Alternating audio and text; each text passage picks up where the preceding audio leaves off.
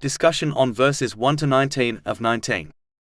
As obeying Allah, the Exalted, by correctly using the blessings He has granted according to Islamic teachings, often conflicts with human desires, especially during times of difficulty.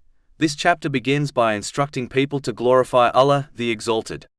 Part of this glorification involves refraining from attributing anything negative, such as hardships or difficulties, directly to Him in a blameful manner, as all events occur by His decree. Chapter 87 Al-Allah, verse 1. Glorify the name of your Lord the Most High. One of the most effective ways to achieve this glorification is by cultivating a positive mindset. Developing a positive outlook is essential, as it enables people to navigate challenges while remaining obedient to Allah, the Exalted, and using the blessings He has granted in ways that are pleasing to Him, as outlined in the Holy Quran and the teachings of the Holy Prophet Muhammad, peace and blessings be upon him. Whenever a person faces hardships, they should remember that the situation could have been far worse. If the difficulty pertains to worldly matters, they should be thankful that it does not affect their faith. Instead of focusing solely on the immediate sorrow, they should maintain awareness at the ultimate reward for those who exercise patience and perseverance for the sake of Allah, the Exalted. When certain blessings are lost, reflection on the numerous blessings still present serves as a reminder of Allah's generosity.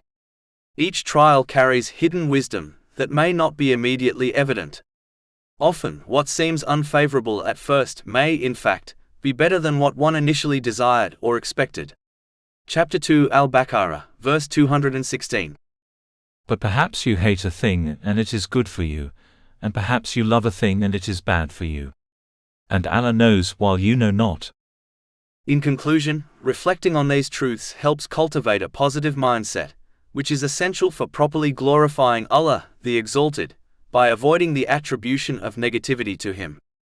The perspective to adopt is that the cup is not half empty, rather it is half full, filled with opportunities for patience, gratitude, and trust in divine wisdom. Allah, the Exalted, then highlights some of the fundamental reasons why He alone deserves to be glorified and obeyed in every circumstance. Chapter 87 Al-Allah, verse 2. Who created and proportioned. Anyone who reflects carefully on the human body with an open and unbiased mind will recognize that its precise composition, the intricate coordination of organs, bones, senses, and systems, could not have arisen without intention, knowledge, and power. Every part of the body serves a purpose and functions in harmony with countless other systems, creating a level of complexity far beyond what human effort alone could achieve. If even a simple structure or machine cannot be designed, built, and maintained without a skilled designer and caretaker, it is far more unreasonable to assume that the human being, with their extraordinarily complex physical, mental, and emotional systems, came into existence by chance and continues to operate flawlessly without a creator and sustainer. The human body relies on countless interdependent processes, each occurring with precise timing and balance to sustain life. The heartbeat, respiration, digestion, nerve impulses, immune responses, and cellular regeneration all operate in delicate harmony. Even a minor disruption to this balance can lead to illness or death, revealing the necessity of continuous oversight, wisdom, and control. This careful orchestration, observed not only in humans but throughout the natural world, points unmistakably to a wise creator who designed, proportioned, and maintains everything in perfect balance. Reflection on this truth encourages humility, gratitude, and obedience, recognizing that all aspects of existence, from the smallest cell to the vast complexity of life itself, depend entirely on the knowledge and power of Allah, the Exalted. Allah, the Exalted, did not only create and sustain human beings, but He also determined every aspect of their care, including the provision they receive, thereby highlighting the necessity of showing gratitude to Him. Chapter 87 Al-Allah, verse 3. And the one who determined. Just as a person who provides for another, such as giving them shelter or sustenance, deserves gratitude, so too does Allah, the Exalted, who has granted every blessing in this universe to people. Showing gratitude to Him begins with the intention. One must act solely to please Allah, the Exalted. Actions performed for any other reason, even if outwardly good, will not earn reward from Him. A clear sign of a sincere intention is that the person does not seek or hope for recognition, praise, or compensation from others.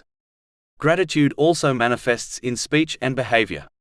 Gratitude with the tongue involves speaking good or remaining silent, rather than engaging in complaints or negative talk.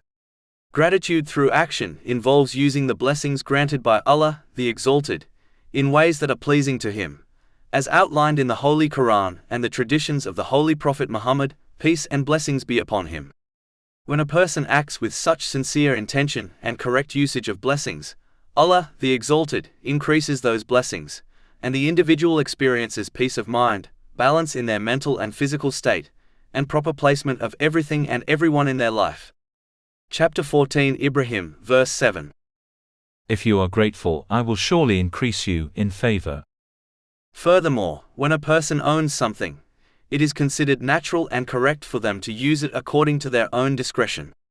Since Allah, the Exalted, created, owns, and sustains everything in the universe, including human beings, He alone determines what occurs within the universe and what does not. Therefore, it is only just for people to obey Him, recognizing His absolute ownership of all things. Similarly, when one lends an item they own to another, it is reasonable that the item is used according to the wishes of its owner.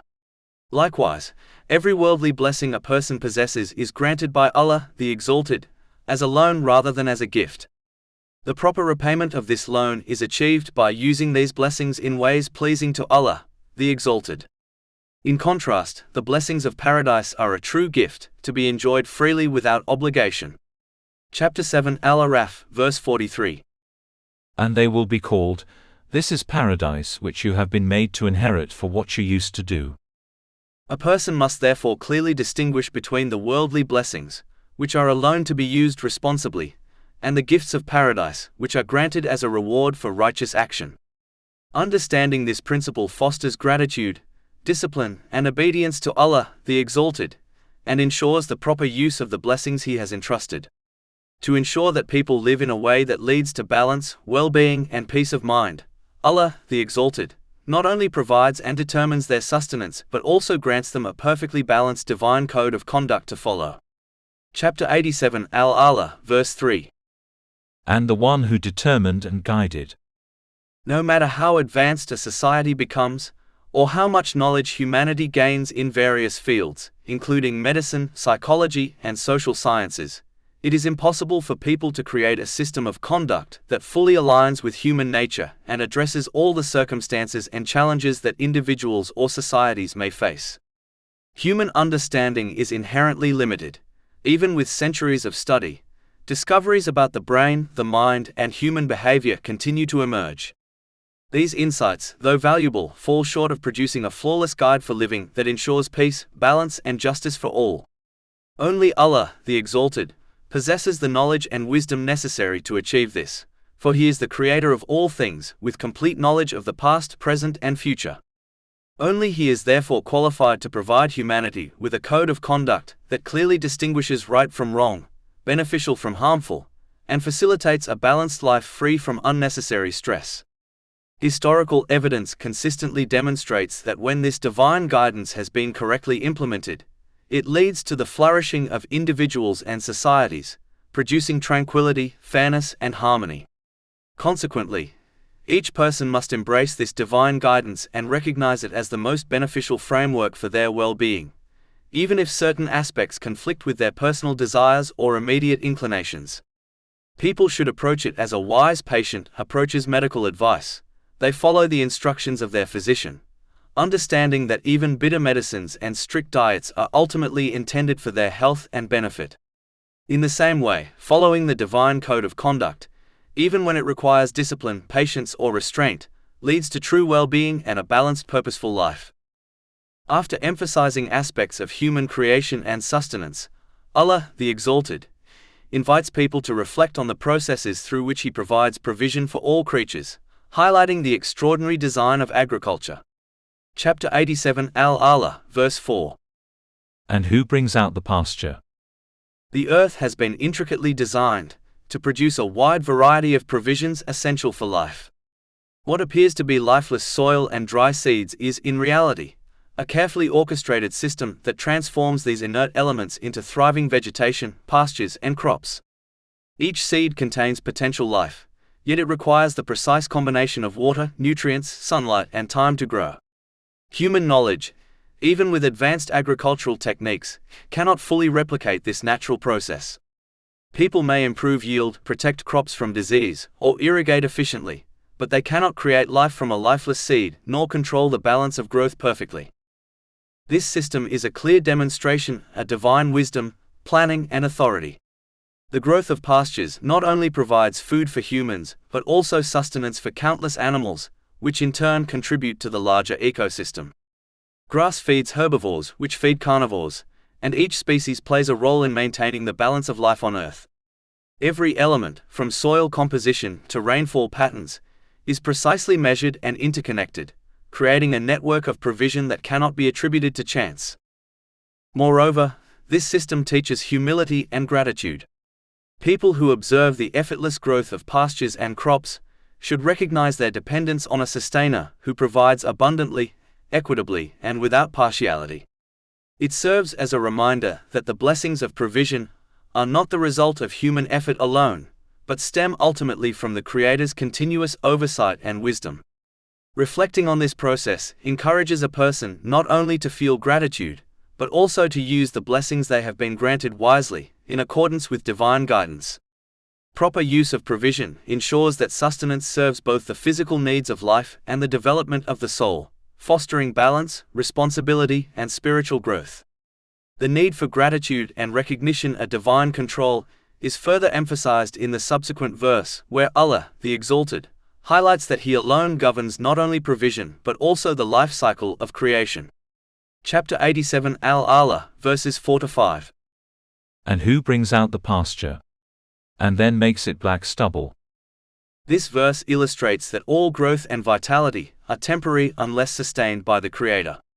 The same pasture that provides nourishment and life eventually withers, returning to a lifeless state as black stubble. Humans may plant, irrigate, or harvest, but they cannot prolong or recreate life independently. This cycle of growth and decay demonstrates the finite nature of worldly provisions, and the ultimate authority of Allah, the Exalted, over all living things. Observing this natural cycle teaches a deeper lesson. Just as humans cannot prevent the end of a plant's life, they cannot control the span of their own existence or the outcomes of their deeds. Gratitude arises not only from receiving provision, but also from recognizing the fragility of life and the necessity of using every blessing responsibly. A person who internalizes this truth becomes more conscious of their reliance on the Creator, using what they have been granted wisely and seeking to align their actions with divine guidance. The same divine guidance has been designed in perfect harmony with human nature, making its understanding clear and its application both practical and manageable for people in all circumstances. It is not a system that overwhelms or burdens beyond capacity, but rather one that aligns with the natural disposition of human beings, enabling them to live with balance, clarity, and purpose. Chapter 87 Al-Allah, verses 6-7. We will make you recite, and you will not forget, except what Allah should will. This verse highlights that the preservation and transmission of divine guidance are themselves facilitated by Allah, the Exalted. The message is not only revealed but also made easy to retain, understand, and convey. This ensures that guidance remains accessible to people across generations, without being lost, distorted, or made unnecessarily complicated. Furthermore, this ease reflects the mercy of Allah, the Exalted, towards humanity. The divine code of conduct is not designed to be an unattainable ideal, but rather a practical way of life that people can implement in their daily affairs, whether in worship, relationships, or worldly responsibilities. Even when exceptions occur, they fall within divine wisdom, demonstrating flexibility and accommodation without compromising the overall guidance. This balance between clarity and practicality ensures that no one is left without the ability to understand and act upon the truth. It removes excuses based on difficulty or complexity, and instead encourages individuals to engage with the guidance sincerely. Chapter 87 Al-Allah, verse 7. Indeed, He knows what is declared and what is hidden. As a result, Those who approach this guidance with sincerity and an open heart will find that it not only directs them toward correct action but also brings stability to their mental and physical state. This allows them to properly organize every aspect of their life, while preparing for their accountability on the Day of Judgment. Chapter 87 Al-Allah, verse 8. And we will ease you toward ease. This ease, however, should not be misunderstood. It does not mean that the one who sincerely obeys Allah, the Exalted, will be free from hardships, as this would contradict the very purpose of life in this world, which is built upon tests, times of difficulty that require patience and times of ease that require gratitude. Challenges are an essential part of the journey and serve to refine character, strengthen faith, and distinguish sincerity from mere claims. Rather, the ease referred to in this verse signifies that a person will be granted inner stability and peace of mind. No matter what circumstances they face, they will not be overwhelmed by them. Instead of being consumed by stress, anxiety, or despair, they will be able to confront difficulties with clarity, patience, and trust in Allah, the Exalted. This inner strength allows them to navigate hardships effectively, while maintaining balance within themselves, and properly managing the responsibilities and relationships in their lives. In this way, even when external conditions are challenging, one experiences a form of ease that is far greater than the absence of difficulty, the ease of a tranquil heart, a clear purpose, and confidence in divine wisdom. This leads not only to success in overcoming trials in this world, but also to abundant reward in the hereafter, as every hardship endured with patience and sincerity becomes a means of elevation and lasting benefit. The Holy Prophet Muhammad, peace and blessings be upon him, would often experience deep concern and sorrow for those who rejected or neglected the guidance of Islam. His compassion for people was so profound that their refusal to accept the truth weighed heavily upon him. However, Allah, the Exalted, repeatedly clarified his role, reminding him that he was not tasked with forcing belief upon others nor burdened with the responsibility of their final choices. His duty was to convey the message clearly, embody it through his example, and leave the outcome to Allah, the Exalted. Chapter 87 Al-Allah, verse 9. So remind, if the reminder should benefit. And chapter 88 Al-Ghashiyah, verses 21 to 22. So remind you are only a reminder. You are not over them, a controller. These verses establish a timeless principle for all who call others towards righteousness. They make it clear that the responsibility of a person is not to compel belief or control the hearts of others, but to communicate the truth with sincerity, wisdom, clarity, and compassion. Guidance itself lies solely in the control of Allah, the Exalted, and He grants it to whom He wills. This understanding protects a person from becoming overwhelmed with frustration, disappointment, or grief when their efforts do not produce immediate or visible results. It teaches that success is not measured by how many people respond, nor by recognition, praise, or influence, but rather by sincerity, consistency, and faithfulness in fulfilling one's duty.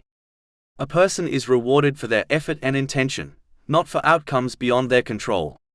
Those who sincerely seek truth will inevitably respond when they encounter it, as their hearts are open and receptive.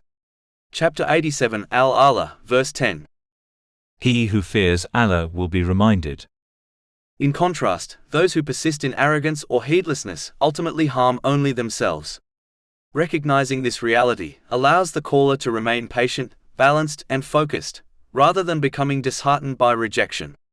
Furthermore, this principle reinforces a broader truth. Allah the Exalted does not burden any soul beyond its capacity. Every challenge faced while conveying or living by the truth is an opportunity to develop patience, discipline, and reliance on Him. True peace, both in this world and in the hereafter, requires effort, restraint, and the control of one's desires. It is not found in worldly success, status, or recognition, but in sincere obedience to Allah, the Exalted. This is evident when one observes those who possess wealth, fame, or influence, yet remain restless and dissatisfied. Material success alone does not bring tranquility. Rather, true contentment is rooted in a heart that is aligned with divine guidance and satisfied with the decree of Allah, the Exalted. Therefore, those who call others to the truth must remain focused on their responsibility, to live according to Islamic teachings, to convey the message with wisdom and compassion, and to entrust all outcomes to Allah, the Exalted. By adopting this mindset, they transform anxiety into calm reliance, disappointment into patience, and effort into a source of continuous reward. In doing so, they become a living reflection of the message they convey, demonstrating through their character and conduct that guidance is a gift granted by Allah, the Exalted. Their role is simply to deliver it faithfully, while leaving the judgment of hearts and the final accountability to Him alone. But as obeying Allah, the Exalted, often conflicts with the worldly desires and ambitions of people, many persist in disobedience, even if they outwardly claim belief in Him. Chapter 87 Al-Allah, verses 10-11. He who fears Allah will be reminded, but the wretched one will avoid it. This highlights a fundamental reality. Guidance benefits only those who possess humility, awareness, and a sincere fear of accountability before Allah, the Exalted. Such individuals are receptive to reminders and are willing to correct themselves. In contrast, those who are deeply attached to their desires and heedlessness will turn away, not because the message lacks clarity, but because accepting it would require them to restrain their inclinations and change their way of life. In this world, such an attitude prevents a person from attaining a balanced mental and physical state. It leads them to misplace priorities, giving undue importance to temporary matters while neglecting what is truly essential. As a result, everything in their life, family, relationships, career, and wealth, gradually becomes a source of stress and dissatisfaction rather than comfort and stability. When a person persists in this state, they often misidentify the cause of their distress. Instead of recognizing their own misuse of blessings and misalignment with divine guidance, they begin to blame others around them, including those who may actually be a source of support and goodness, such as family members. By distancing themselves from these beneficial relationships, they only deepen their difficulties, leading to greater emotional instability and inner turmoil. Over time, this can manifest in more severe forms of distress, including anxiety, depression, harmful coping mechanisms, and destructive behaviors. This outcome is clearly observable in many who possess abundant worldly advantages, such as wealth, status, or fame, yet remain internally unsettled.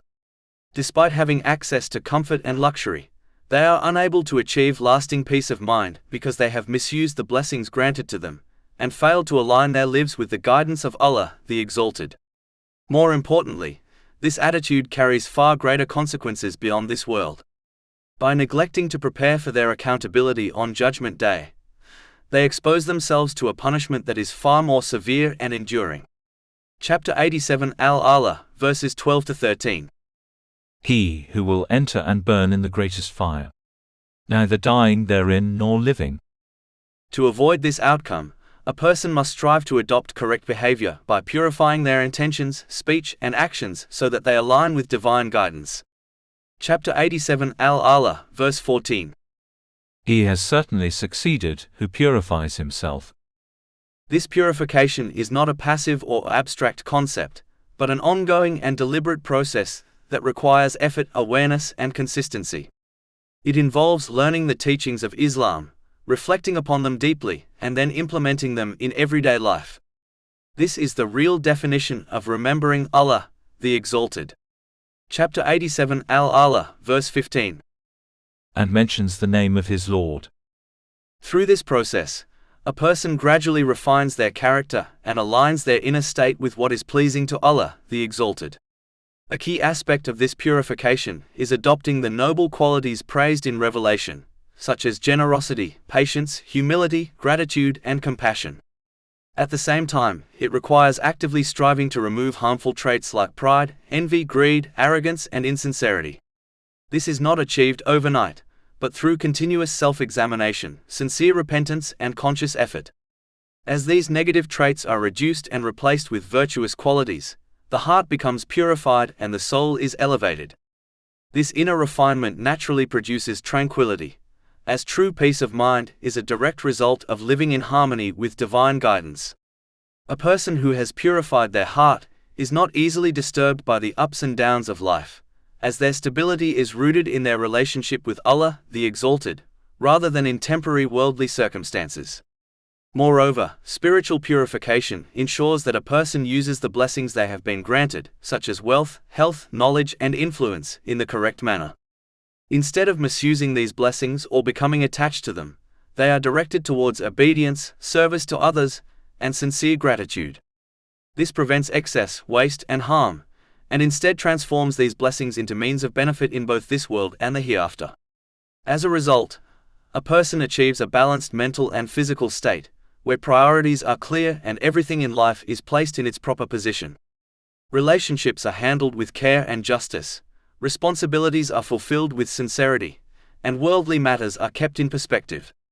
This balance not only brings stability and clarity in daily life, but also ensures that the person is properly preparing for their accountability on the day of judgment. Such a life of purification leads to success in both worlds. In this life, the purified individual experiences clarity, contentment, and resilience, even in the face of hardship. In the hereafter, they attain eternal peace and reward from Allah, the Exalted. Therefore, spiritual purification is not merely a personal improvement, but the very foundation of true success, as it transforms character, guides the correct use of blessings, and secures lasting peace in both this world and the next. An essential component of refining and purifying one's conduct is the consistent establishment of the obligatory prayers. Chapter 87 Al-Allah, verse 15. And mentions the name of his Lord and prays. The emphasis placed on the obligatory prayers throughout Islamic teachings highlights their central role in a person's life. Prayer is not merely one righteous action among many, rather, it is the foundation upon which all other good deeds are built. It nurtures and sustains a person's connection with Allah, the Exalted, and serves as a constant source of strength that enables them to remain firm upon obedience in every situation. Without this foundation, a person's actions become unstable, lacking the spiritual anchor required to maintain sincerity and consistency. However, true prayer is far more than a series of outward physical movements. It is an act of deep awareness, humility, and reflection that connects a person to the reality of their ultimate return to Allah, the Exalted. This sense of humility is strengthened when one understands that each posture within the prayer symbolizes key moments that will unfold on the Day of Judgment, thereby transforming the prayer into a powerful reminder of accountability. For this reason, the 5 daily prayers are wisely distributed throughout the day rather than being performed all at once. Each prayer serves as a pause in the routine of life, allowing a person to step back from worldly distractions, reassess their actions, and realign their intentions with divine guidance. Through this repeated cycle, a person is constantly reminded of their purpose and is protected from drifting into heedlessness. When a person stands upright in prayer, they should reflect on how this posture mirrors the standing of all people before Allah, the Exalted, on the Day of Judgment. Chapter 83 Al-Mutaffifin, verses 4-6. Do they not think that they will be resurrected? For a tremendous day, the day when mankind will stand before the Lord of the worlds. When they bow, it should remind them of those who will be reproached on the Day of Judgment for failing to bow in obedience during their worldly lives. Chapter 77 Al-Mursalat, verse 48. And when it is said to them, bow in prayer, they do not bow. This is not limited to the physical act of bowing, but extends to a person's willingness to submit to the commands of Allah, the Exalted, in all areas of life. When one prostrates, the most humble position in prayer, it serves as a powerful reminder of a moment on the Day of Judgment when people will be called to prostrate. Those who neglected sincere obedience in this world will find themselves unable to do so. Chapter 68 Al-Kalam, verses 42-43. On the day when matters become dire, they will be invited to prostrate themselves but will be prevented from doing so. Their eyes humbled, humiliation will cover them. And they used to be invited to prostration while they were sound. When one sits during the prayer, it reminds them of the scene where all people will be gathered, kneeling before Allah, the Exalted, awaiting their final judgment. Chapter 45 Al-Jatiyah, verse 28. And you will see every nation kneeling from fear. Every nation will be called to its record and told, today you will be recompensed for what you used to do.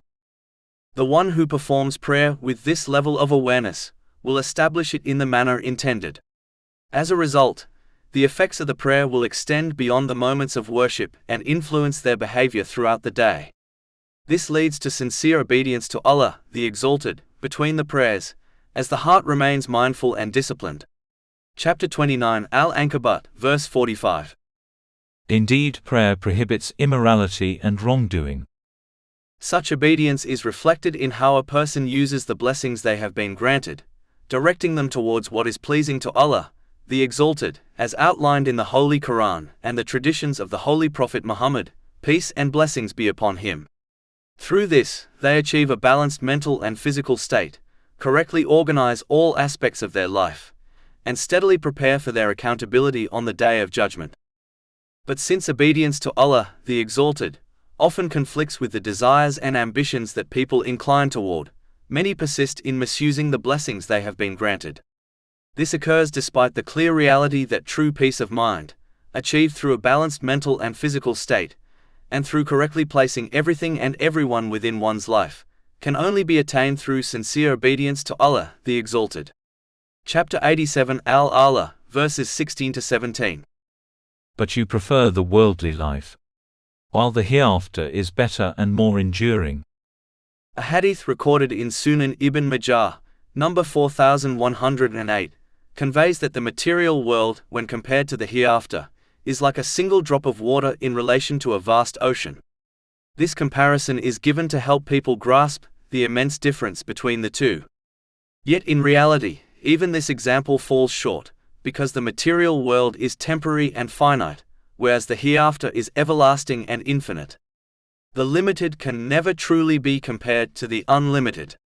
When one reflects deeply, the material world can be broadly understood through four main pursuits: fame, wealth, authority, and social attachments such as family and friends.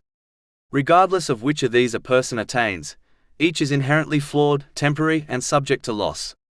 Even if a person manages to enjoy them for a time, death will inevitably separate them from all that they possess.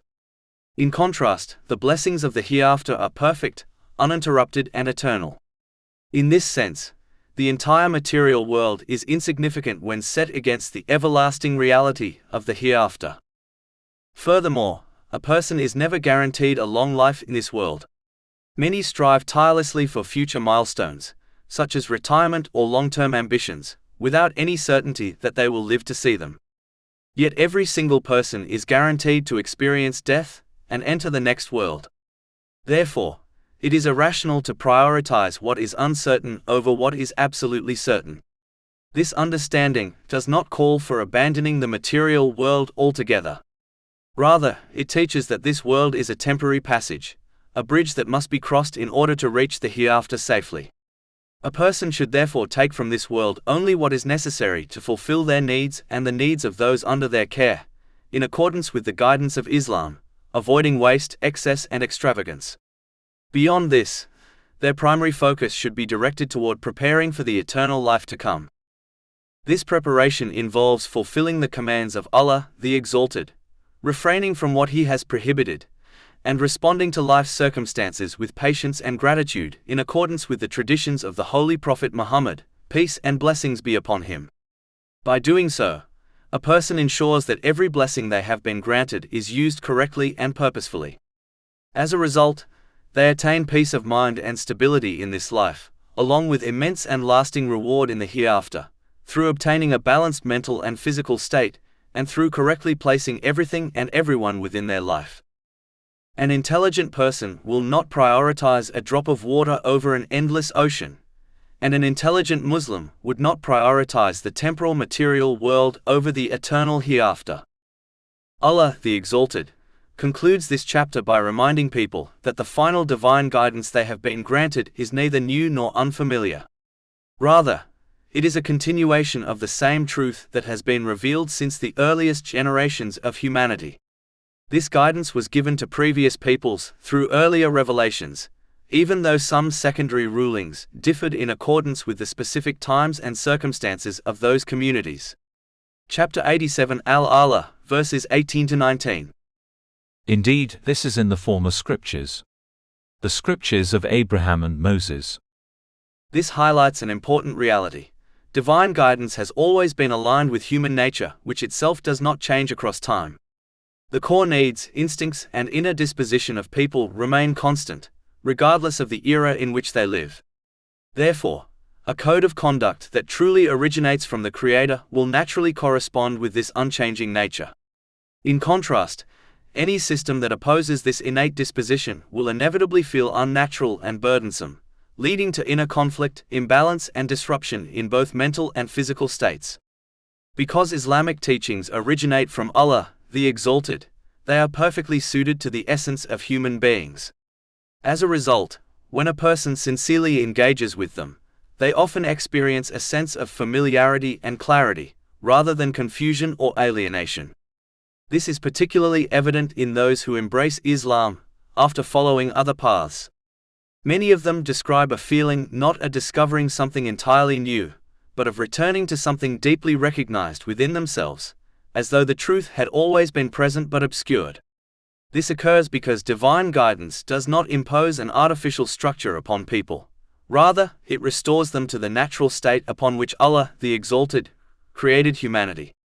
On the other hand, systems devised by people are shaped by changing desires, cultural trends, and limited understanding.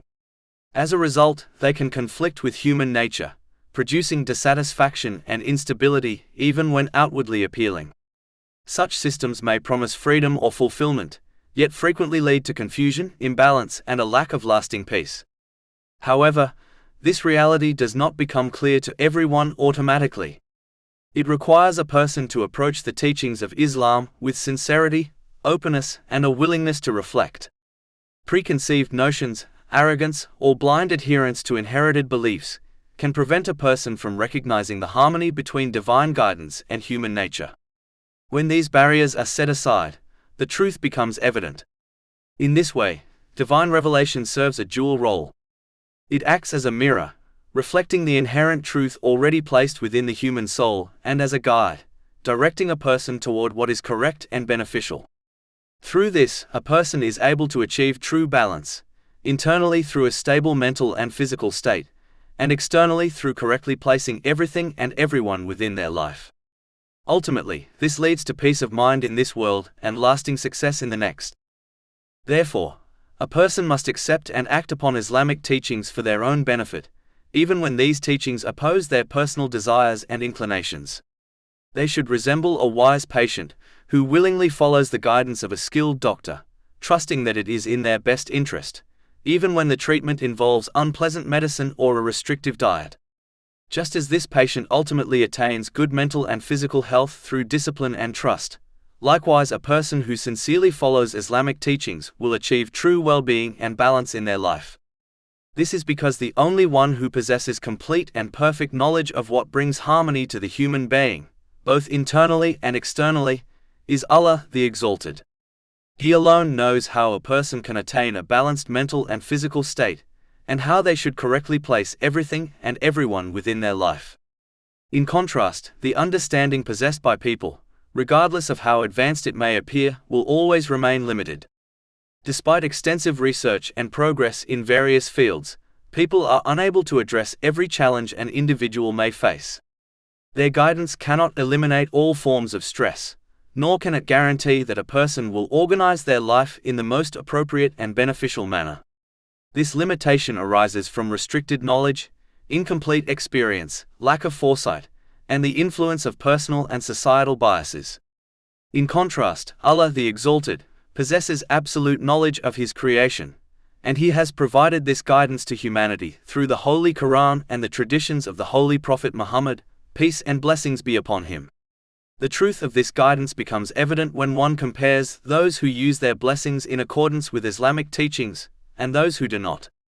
The difference in their state of mind, stability, and overall direction in life becomes clear upon reflection. Furthermore, while patients often trust their doctors without fully understanding the science behind their treatment, Allah, the Exalted, does not require blind acceptance. Instead, He invites people to reflect deeply upon the teachings of Islam so that they may recognize their truth and wisdom through clear evidence and personal experience. However, this recognition requires an unbiased and sincere approach, free from prejudice and preconceived notions. Chapter 12 Yusuf, verse 108. Say, this is my way, I invite to Allah with insight, I and those who follow me. In addition, Allah, the Exalted, alone controls the inner state of people, which is the true source of peace of mind. He alone determines who experiences tranquility, and who does not. Chapter 53 and Najm, verse 43. And that it is He who makes one laugh and weep. Therefore, genuine peace of mind is not achieved through material means or personal desires, but through the correct use of the blessings granted by Allah, the Exalted, in accordance with His guidance. Only those who align their lives with Islamic teachings will be granted this inner peace, as they live in harmony with the purpose for which they were created. Chapter 16 and Nahl, verse 97. Whoever does righteousness, whether male or female, while he is a believer, we will surely cause him to live a good life, and we will surely give them their reward in the hereafter according to the best of what they used to do. All praise is due to Allah, Lord of the worlds, and may peace and blessings be upon His final messenger, Muhammad, his noble family and companions.